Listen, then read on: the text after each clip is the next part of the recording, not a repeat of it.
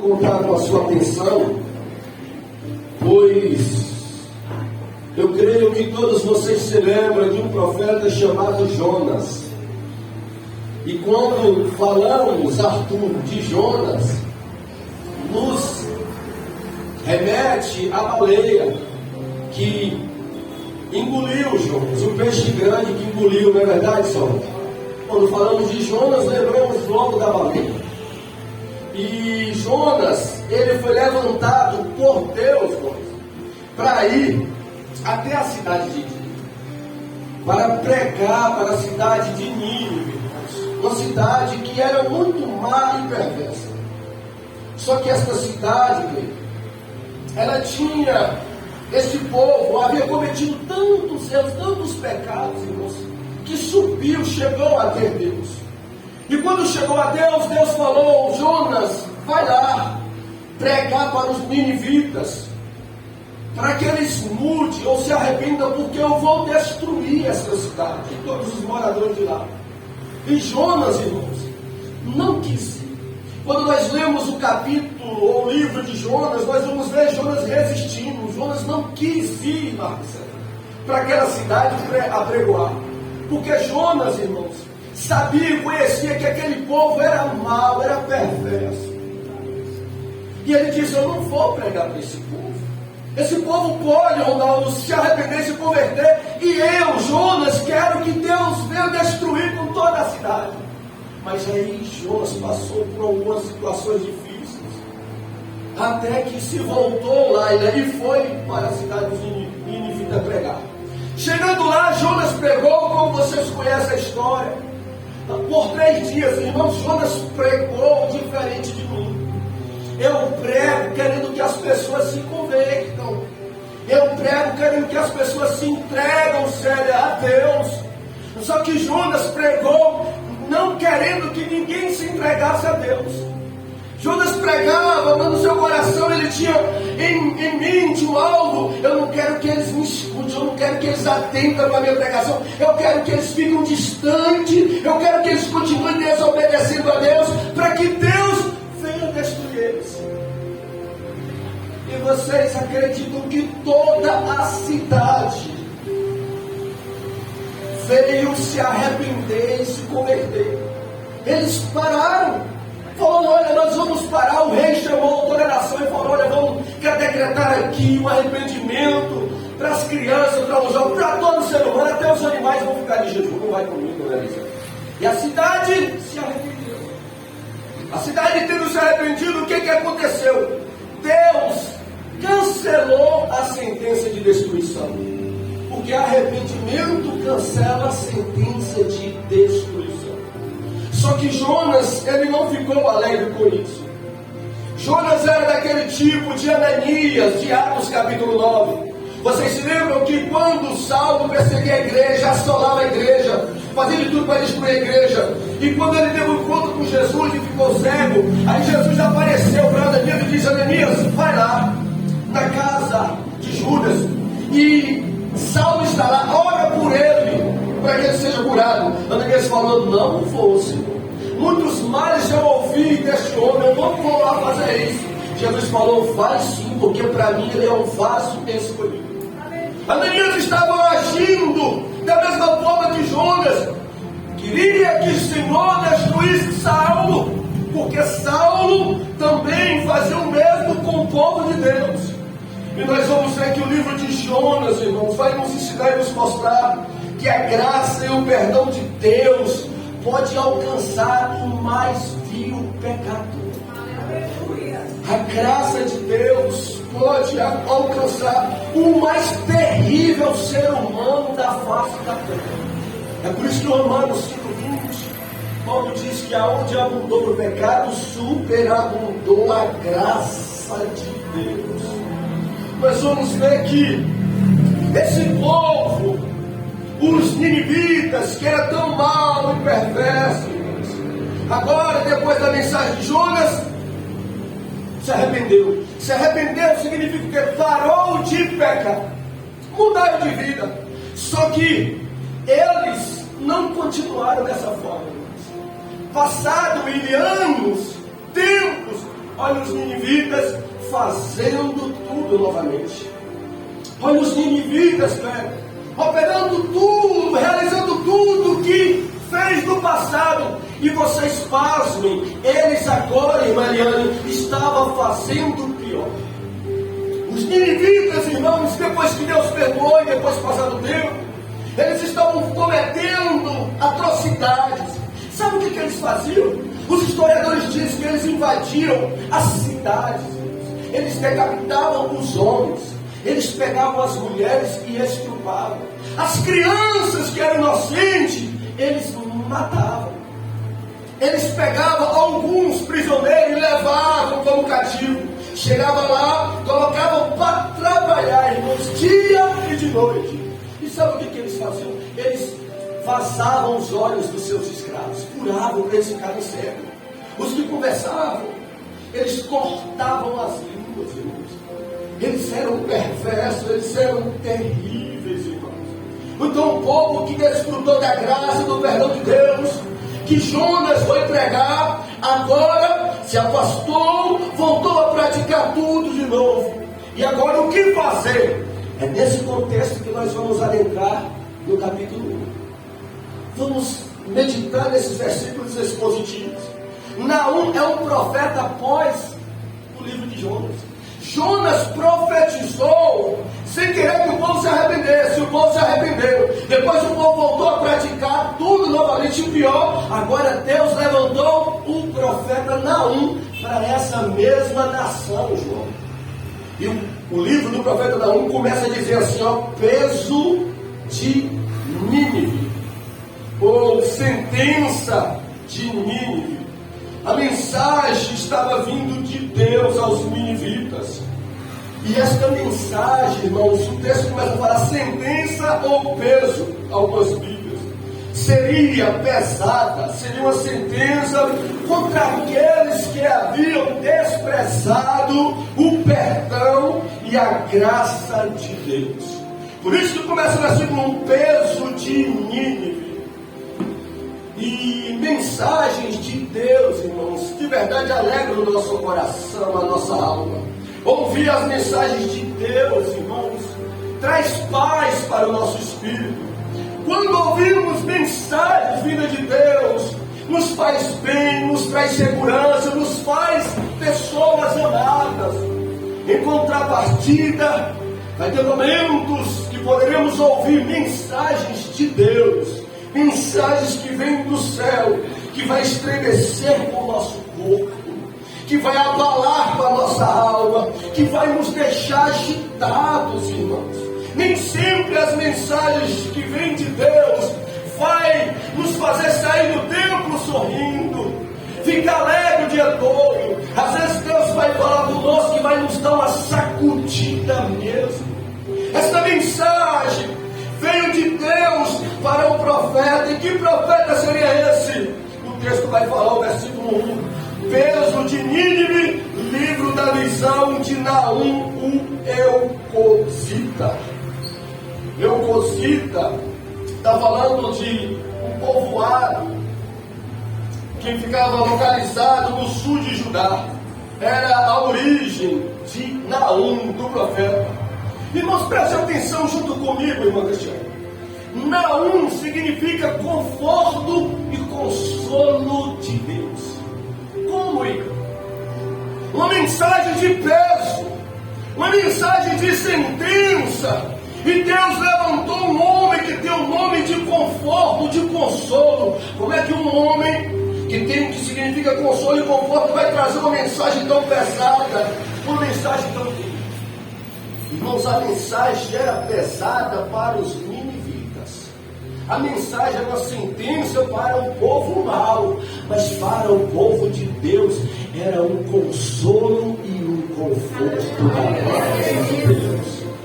Eu sinto a graça dele, já mandando eu dizer para você que ele tem um consolo, ele tem um conforto para a tua alma nesta noite. Tu és o povo dele, ele cuida dos seus, ele vela pelos seus. Deus que confronta os maus e perversos.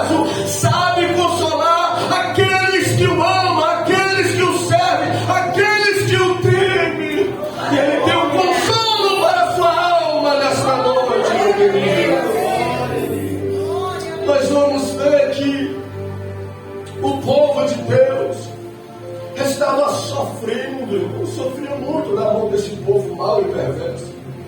Esse povo, os ninivitas, eles escarneciam de Deus, eles zombavam, blasfemavam contra a pessoa de Deus. Nós vamos ver, Osman, que este povo, eles foram os que disseram assim, Cosme, para um homem de Deus, de Israel, um rei, mandou um recado para o rei dizendo: olha, eu vou te pegar, rei, você está confiando em Deus, sabe o que eu vou fazer com você? Eu vou fazer você beber minha urina, eu vou fazer você comer minhas fezes. Eles eram irmãos perversos, maus. Esse povo, eles ameaçavam o povo de Deus, eles faziam tudo de ruim, e Deus e o povo de Deus sofreu por algum tempo, até porque quando o povo de Deus passou por algumas adversidades, ou foi humilhado e envergonhado com esse povo, foi porque eles estavam afastados de Deus. Foi quando eles estavam fora da presença de Deus. Foi quando o povo de Deus desprezavam a Deus. Aí o inimigo prevaleceu contra eles. Deus permitiu isso acontecer para que eles se voltassem para Deus. Era Deus falando com alguém. Deus permite às vezes sofrimentos na vida daqueles que estão afastados dele. Sabe por quê? Para que o sofrimento te faça voltar para Deus. Deus permite algumas situações difíceis na vida de quem está afastado. Sabe por quê? Para quem está afastado, se lembre de Deus e reconcilie novamente com Ele, renove a sua aliança com Ele. Então por isso que Deus por algum momento permitiu que esse povo prevalecesse contra o povo de Deus. Só por esse motivo, só por esta razão. Nós vamos ver que esse capítulo de número 1, irmãos, vai falar dessa Síria. E quem é que ousaria, irmãos, a lutar contra este povo? Quem é que ousaria a afrontar os ninivitas? Ninguém. Quem se levantaria contra a maior potência mundial da época? Quem é que olharia para Judá e falaria: Senhor, Judá, eu vou tomar suas dores, eles estão cercando, eles querem destruir vocês agora, eu vou tomar a dor. Não tinha ninguém, irmãos, na terra. O versículo 2 vai falar de alguém que vai tomar as dores do povo de Deus. O versículo 2 diz assim: o Senhor é um Deus zeloso e que toma vingança. O Senhor toma vingança e é cheio de furor. O Senhor toma vingança contra os seus adversários e guarda a ira contra os seus inimigos. Sabe quem se levantou em favor do povo de Judá? Foi Deus. Deus olhou do céu: não tem ninguém por vocês, mas vocês têm um Deus por vocês. Talvez a circunstância que você está passando, está faltando amigo, está faltando parente, mas não vai faltar Deus na sua vida. Ele vai dizer: eu sou um Deus zeloso, ou algumas Bíblias falam ciumento, porque Deus tem ciúme, Deus tem um zelo, Deus tem um cuidado com o povo dele. E Deus exige de nós, como seu povo, lealdade, fidelidade, santidade, adoração exclusivamente ou unicamente à pessoa dele. Com Deus não dá para cultuar a Deus e cultuar outros deuses. Não dá para ser santo e viver em pecado. Deus exige de nós um zelo. Deus tem um zelo por nós, tem um ciúme pelo seu povo e quer dedicação e entrega por completo, como foi dito pelo Tiago. Ele quer. E o profeta diz: ele é um Deus ciumento, um Deus zeloso com o seu povo. Só que se ele exige isso de nós, irmãos, para com ele, porém ele cuida de nós, ele cuida do seu povo, ele protege o seu povo, ele zela pelo seu povo. Vocês se lembram quando Saulo, a Bíblia diz que Saulo se levantou contra a igreja do Senhor. Quando ele foi prender ou até matar os cristãos de Damasco, a Bíblia diz que Jesus apareceu para ele em glória, ele caiu no chão e a Bíblia diz que ele perguntou quem é. Aí o Senhor Jesus falou assim: sou eu, a quem tu persegues, Saulo. Irmão, Saulo estava perseguindo os cristãos, Saulo estava perseguindo os crentes, mas quando Jesus se apresentou para ele, Jesus falou assim: olha, eu sou a quem tu persegues. Jesus estava querendo dizer: olha, perseguir eles é a mesma coisa que me perseguir, maltratar eles é a mesma coisa que me maltratar. Oh, aleluia, prender ele está querendo também me prender, querer vencer ele está querendo me vencer, e tudo é para você, Saulo, querer lutar contra alguém que é mais poderoso do que você. Isso nos ensina, irmãos, que nós temos um Deus que cuida por nós, e alguém que faz qualquer mal contra a igreja, Jesus estava dizendo, está fazendo mal a mim. Em contrapartida, quando fazemos bem para a igreja, quando agradamos a igreja, quando cuidamos do povo de Deus, nós estamos fazendo também pelo Senhor Jesus. Ele disse: o Senhor é um Deus zeloso. O versículo 2 ele vai dizer: o Senhor toma vingança contra os seus adversários. Mas espera aí, Deus tem adversário, irmãos? Deus tem inimigo, Lara? Sim. E quem são os inimigos de Deus? São os maus, irmãos. São os perversos, são os cruéis, são os injustos. Deus fez o ser humano, e Deus quer que o ser humano vive, respeite o seu próximo, sirva a Ele. E quando isso não acontece, irmãos, quando surge alguém fazendo mal, cruel, perverso, é querer se tornar inimigo de Deus, é querer se tornar adversário de Deus. Quando a criatura decide fazer tudo o contrário. Se o texto diz que Deus tem inimigo, então dá para entender que Deus tem amigo. Se Deus, os inimigos são os maus, os cruéis, os injustos, os amigos de Deus são os bons. Os amigos de Deus são os generosos, são os tementes, são os amorosos, são os que são justos, são os que são fiéis, são os que têm fé na pessoa dele. Ele mesmo disse: Abraão é meu amigo. Então Deus, se nesta vida tem pessoas que se colocam como inimigo e adversário de Deus, nesta mesma vida tem pessoas que são amigas de Deus. E nós vamos ver, irmãos, que o versículo 3 vai dizer: o Senhor é tardio em irar-se, mas grande em força, e ao culpado não tem por inocente. O Senhor tem o seu caminho na tormenta e na tempestade, e as nuvens são o pó dos seus pés. Agora na 1 ele vai começar a dizer que o Senhor ele é tardio em irar-se. Isso fala de quê? Isso fala que Deus é longânimo, Deus é paciente, Deus é tolerante. Sabe por quê, irmão? Porque muitos nesse período estavam dizendo: cadê Deus? Que povo mau é esse? Que nação perversa é essa? Está matando, está destruindo muitas cidades. E cadê Deus que não se levanta e não destrói eles novamente? O profeta Naum vai dizer: Deus ele é tardio em irar-se. Deus estava dizendo para Deus é paciente, Deus é longânimo, Deus é tolerante.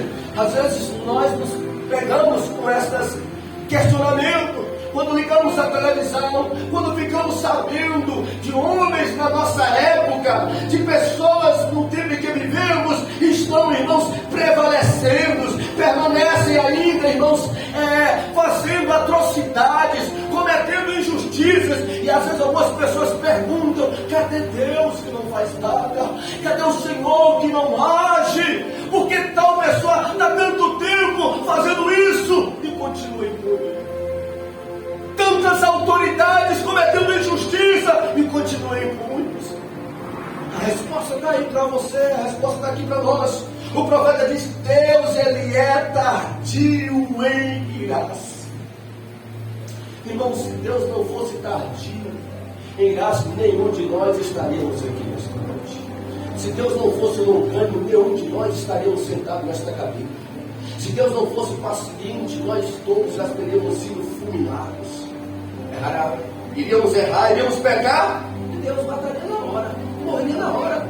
Mas como Deus foi longânimo conosco, Deus estava sendo longânimo também com os inimigos. Por mais que eles eram maus e perversos, Deus, o profeta estava dizendo assim para eles: olha, Deus deu tempo para eles se arrependerem. Deus estava dando oportunidade para eles, mas a sentença agora está chegando. Eles não querem mudar, eles não querem se arrepender. Aí o profeta vai dizer, e se lembrando disso, irmãos, que Deus é Deus de oportunidade. Às vezes algumas pessoas acham que Deus não está nem vendo. O erro de muitas pessoas é achar que cometeu o errado e aí no outro dia continua vivo, aí no outro dia continua no erro e continua sobrevivendo. Aí pensa assim na mente: ó, a Deus está sendo cúmplice, a Deus está me apoiando, Deus está recebendo, Deus está aceitando isso. Não é isso não. Apocalipse 2:21 vai dizer o que é. Jesus falou bem assim: ó, eu dei um tempo para que ela se arrependesse. Deus deu e dá e dará tempo para todos se arrepender dos seus pecados e das suas transgressões, irmãos. Sabe por quê, irmãos? Porque o inferno não tem porta de saída, o inferno só tem porta de entrada, irmãos. Entrou, não tem mais como sair, e Deus sabe disso. Aí Deus vai dando oportunidade. Deus é longânimo, porque Deus não deseja que nenhum ser humano vá para lá. Provérbios 29 diz assim: que quem insiste no erro, depois de muitas vezes ser repreendido, será destruído sem aviso, irremediável. Salomão diz, eu vou repetir: quem insiste no erro, depois de ser repreendido, de ser corrigido, o que vai acontecer? Será destruído sem aviso, irremediável. Eu fiquei a pensar, meditando neste livro, e eu me lembrei, irmãos, falando que Deus dá tempo, que Deus dá oportunidade para a criação se arrepender, para o ser humano parar, mudar de vida. Eu me lembrei de Saul. Saul morreu antes da hora, irmãos. A irmã missionária semana passada pregou sobre isso. Um homem que era escolhido de Deus, Eleni. E agora vamos ver que Saul morreu antes da hora. Mas Saul morreu antes da hora, mas Deus deu tempo para Saul se arrepender e não se arrependeu. Estava meditando esta semana nas 5 ou nas 10 virgens, 5 prudentes e 5 loucas. Mas vamos ver que naquela parábola as loucas ficaram fora do encontro com Jesus. Estava no meio da igreja, conhecia, mas ficaram de fora, tiveram tempo para mudar, para se encher e não se encheram. Aí Deus deu um tempo, mas elas não aproveitaram o tempo, e quando Jesus voltou, as 5 loucas ficaram aqui. Israel foi destruído no ano 70, mas antes de ser destruído no ano 70, Deus deu tempo. A parábola lá, irmãos, daquele agricultor que vai plantar a vinha e por 3 anos a vinha não dá fruto. Aí o viticultor pergunta para o dono da terra: e agora o que eu vou fazer? Eu vou cortar. Aí o viticultor intercede pelo dono da vinha e fala: não corta agora não. Tem 3 anos que ela não dá fruto, mas deixa pelo menos mais uma vez. Deixa eu colocar aqui estrume, deixa eu colocar esterco aqui, para ver se ela vai produzir mais uma vez. Aí o dono da vinha falou: então faça isso. Isso representa Israel. Israel teve 3 anos para mudar, para acreditar no Messias. Eles não acreditaram. E aí, depois de Jesus, veio a igreja pregando, e eles também resistiram. Quando foi no ano 70, eles foram destruídos.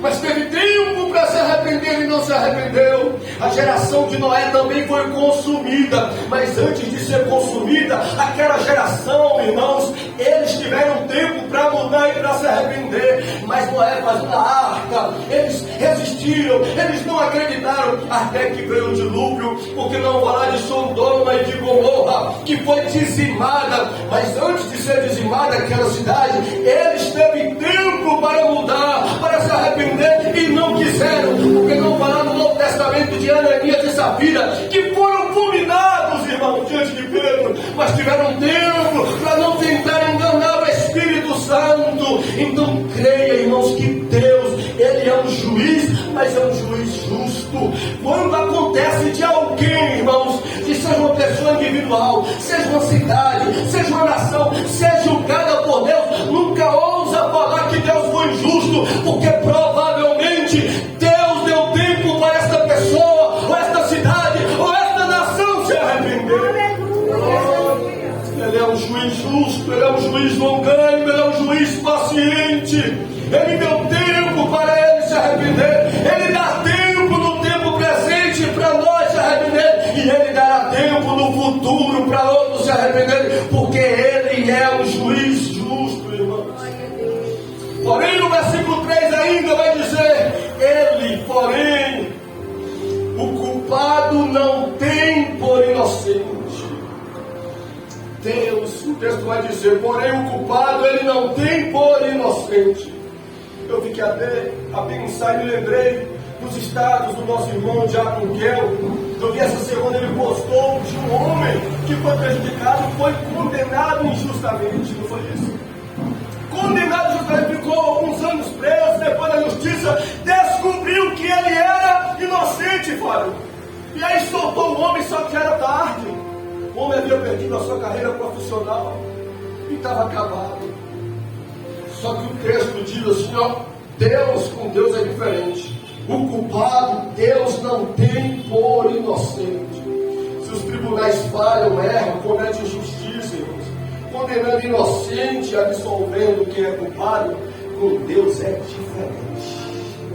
O juízo de Deus não contém erro. Ele não tem o inocente que é culpado, e quem é culpado para ele vai ser inocente, não. Deus é um juiz onisciente, Ele não falha, Ele não erra, irmãos. Com Deus inocente é absolvido, e com Deus o culpado é condenado. Nós vamos ver que o arrependimento ou arrependido é perdoado por Deus, e o desobediente é condenado. No céu nós não vamos encontrar isso. Quando chegarmos no céu, vamos encontrar lá com alguém: olha, eu era injusto, eu era mau, eu era perverso, desobediente, e eu fui absolvido. Acabei entrando aqui no céu, entrei no meio da igreja do arrebatamento e vim para o céu. Ninguém vai achar alguém no céu que entrou por engano, que está entrando no céu, que terá vida eterna, porque Deus, Ele enganou a Deus. Também nós não vamos achar no inferno, ou não vai ser achado no inferno, ninguém que era inocente, ninguém que teve o perdão dos seus pecados, ninguém que era justo, não. Porque se no céu não vai ter quem é para ser condenado, no inferno também não vai ter nenhum salvo. Quem estiver lá vai estar porque de fato recusou a graça, o perdão, e merecia pelas suas obras estarem lá, irmãos. Por isso que o texto diz: o culpado ele não tem por inocente. E o Salmo 89:14 diz que a base do trono de Deus é justiça e juízo. Essas são a base do trono desse Deus. No versículo 4, irmãos, nós vamos ver que Naum falando essa mensagem. Vocês acreditam que o povo de Judá estava meio que assustado? Eles estavam meio que com medo. Por quê? Porque falar dos ninivitas, irmãos, era estremecer. Eles ficavam com medo da mensagem chegar lá e os ninivitas vierem com força ajudar.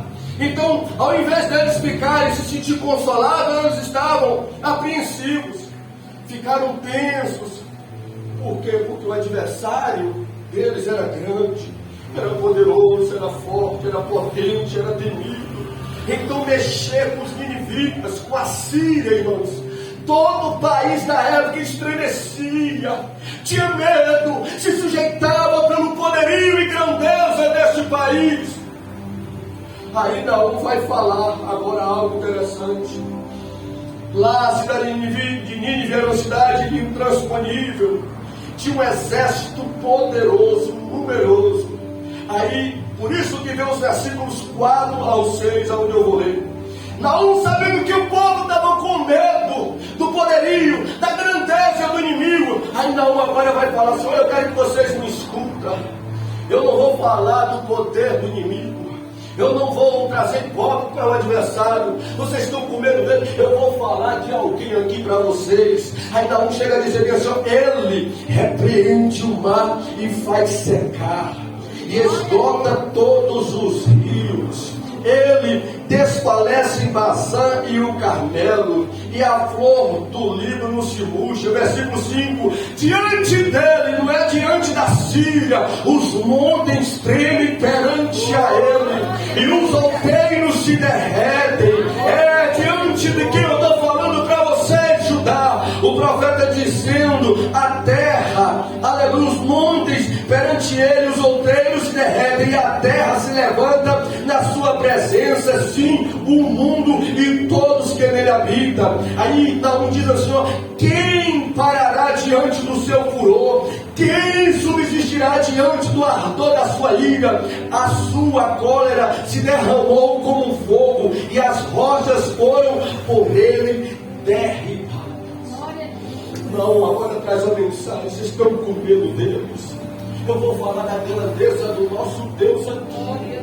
Eu vou dizer quem é esse Deus aqui que mandou eu pregar para vocês. O Deus que me deu a mensagem, essa sentença, esse peso para os inimigos. Ele começa a falar: olha da grandeza de Deus, que este Deus, ele repreende o mar e faz secar e esgotar os rios. Irmãos, nós sabemos que o mar, irmãos,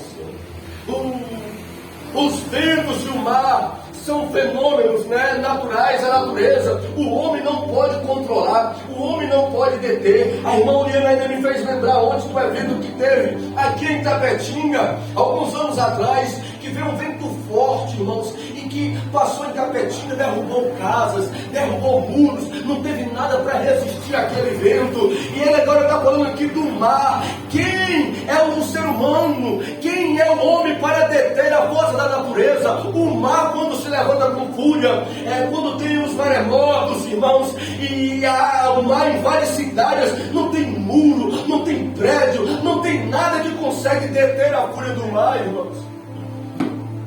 Os ninivitas que eram cercados por águas, que temia o mar.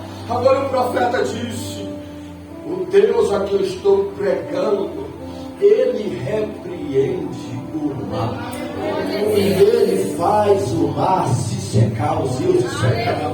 Eu creio que você se lembrou também, aleluia, de Jesus quando estava no barco, e o vento e o mar agitava, e os apóstolos que eram experientes, muitos pescadores, ficaram atormentados, e Jesus estava dormindo. Aí quando Jesus acordou, ou eles acordaram Jesus olhou para o vento e para o mar e disse: aquieta-te vento, cala-te vento, e quieta-te mar. E naquela hora veio bonança.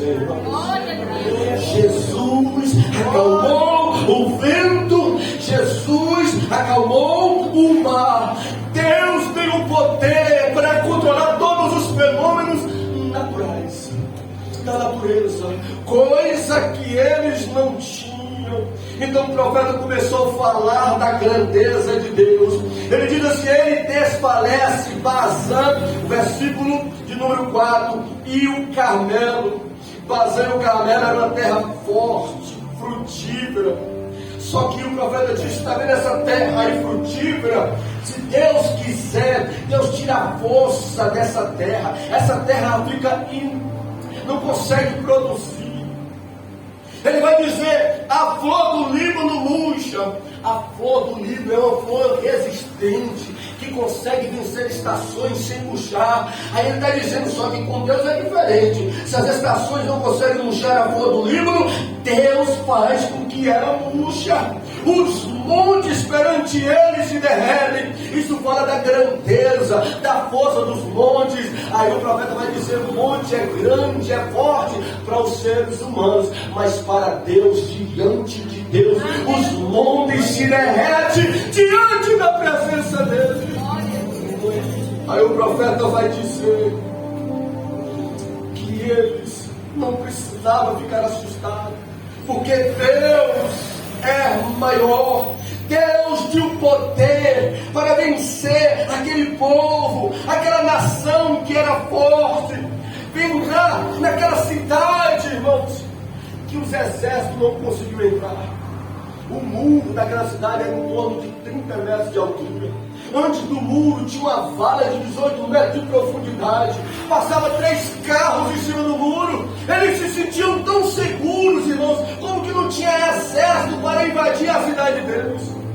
Só que o profeta não olhava para a circunstância, não olhava para a força do adversário. O profeta olhava para a grandeza de Deus, para a força e o poder do seu Senhor.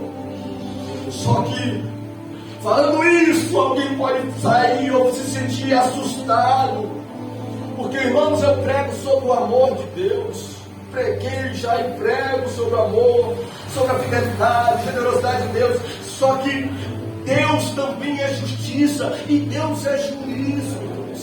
E a nação que nós estamos vivendo precisa ouvir esta mensagem, porque muitas pessoas no tempo presente estão afrontando Deus, estão perseguindo os cristãos, a igreja, como se Deus não existisse, e Deus é juízo. Pessoas que não conhecem esses atributos de Deus estão caminhando a largos passos para a condenação. E eu e você precisamos anunciar que esse Deus, Ele ama, mas Ele também é justiça e juízo. O povo, muitos ficam assustados quando falamos da justiça e do juízo de Deus.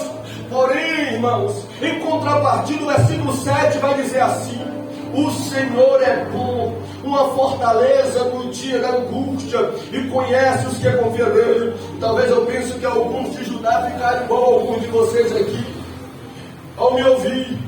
O pastor está falando muito forte, o pastor está falando dos atributos de Deus, que eu estou ficando com medo, que eu estou ficando assustado. Talvez lá de Judá, alguns ficaram também assustados e apavorados quando o profeta falou dessas coisas de Deus. Aí ele veio, o versículo 7 dizendo: peraí, eu estou falando que Deus, Ele é terrível.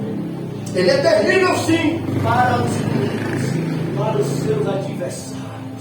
Mas para o seu povo, Deus, aí fala, para o seu povo, Deus é bom. Para o seu povo, Ele é uma fortaleza no dia da angústia. Para aquele, Ele, além de ser bom, ser uma fortaleza, Ele conhece todos que confiam nele. Não precisa você ficar com medo, não precisa você ficar assustado ao ouvir esta palavra, porque Deus é bom. O que precisa é você temer a Ele, é você agradar a Ele. E bom fala de auxílio, de amparo. Deus é generoso, Deus é compassivo, Deus cuida do seu povo. Ele diz: Deus é fortaleza. Fortaleza fala de lugar de proteção, de abrigo, de refúgio. Fortaleza vai, irmãos, quem está se sentindo ameaçado. Para Fortaleza vai, irmãos, quem está sendo perseguido. Para Fortaleza vai, irmãos, quem está buscando abrigo, seguro, irmãos. Quem está sendo procurado para ser morto, aí procura a fortaleza. Interessante que ele não falou que a nossa fortaleza é um lugar. Quando ele diz: a fortaleza nossa é uma pessoa. Você pode se aproximar dele, você pode buscá-lo, você pode refugiá-lo, porque em Deus você terá proteção. Em Deus nós teremos abrigo. Ele vai dizer: Ele é bom, Ele é fortaleza, e Ele conhece os seus. Deus sabe, Deus avalia, Deus sonda, Deus se importa com os que confiam nele. Eu creio que é uma resposta de Deus para pessoas que adentraram por esta porta nesta noite. Deus se importa, Deus cuida do seu povo. Aleluia. E tem muitas pessoas que Deus está dando tempo para que se volte, para que se arrependa a Ele. Nós vamos ver que o versículo 8, se para o povo de Deus Ele é tudo isso, agora Ele presta a nação. Aí o profeta vai dizer: essa nação, com uma inundação transbordante, acabará de uma vez com o seu lugar, e as trevas perseguirão os seus inimigos. O profeta falou: olha, está vendo essa nação aí poderosa, essa nação grandiosa, que tem esses muros que ninguém pode entrar. Deus vai fazer com que este rio que está em volta deles venha se encher de uma maneira que vai invadir os palácios desta cidade. E foi isso que aconteceu, irmãos. Veio um enchente tão grande que invadiu Nínive, que destruiu, e em seguida os babilônicos invadiram a cidade e consumiram, irmão, destruiu aquela cidade. Aquela cidade por 2 séculos ficou esquecida. No ano de 1501, alguns arqueólogos estavam fazendo procuras, escavações no Iraque, e encontraram lá a cidade dos ninivitas, comprovando, irmãos, e provando o acontecimento. O capítulo 2 e o capítulo 3 vai falar sobre o que vai acontecer nesta cidade. Quer dizer, Deus deu uma oportunidade, enviou Jonas, e eles ouviram e mudaram, depois se afastaram. Aí Deus agora levantou o profeta Naum dizendo: agora vai vir um juízo sobre a vida de vocês, que desprezaram a minha graça, que recusaram o meu amor, o meu perdão. E agora o profeta Naum profetizou e veio um juízo terrível sobre aquela nação. Eu fiquei a pensar, irmãos, às vezes acontece isso em nosso mundo. Porque muitos, ao meditar no livro de Jonas, quando Deus falou, vai lá e fala, se não mudar eu vou destruir. Aí o profeta foi e falou, e o povo arrependeu e não aconteceu nada. Tem muitas pessoas que duvidam, quando Deus usa um pregador, um profeta para falar, e aí a pessoa vai e muda de postura, e aí não vê um juízo. Aí a pessoa fica questionando, será que era verdade mesmo? Será que isso ia acontecer mesmo? Se eu não mudasse? Mas acontece, irmãos, o que aconteceu aqui com os ninivitas. Os ninivitas são provas de que Deus cumpre. Quando Ele fala que perdoa, Ele perdoa. Mas quando Ele fala que virá juízo, se não houver arrependimento, vem o juízo. E nós precisamos, irmãos, confiar e acreditar nesta palavra. Eu queria que você ficasse sobre os seus pés. Eu queria convidar os irmãos do louvor para louvarmos. O segundo louvor, vamos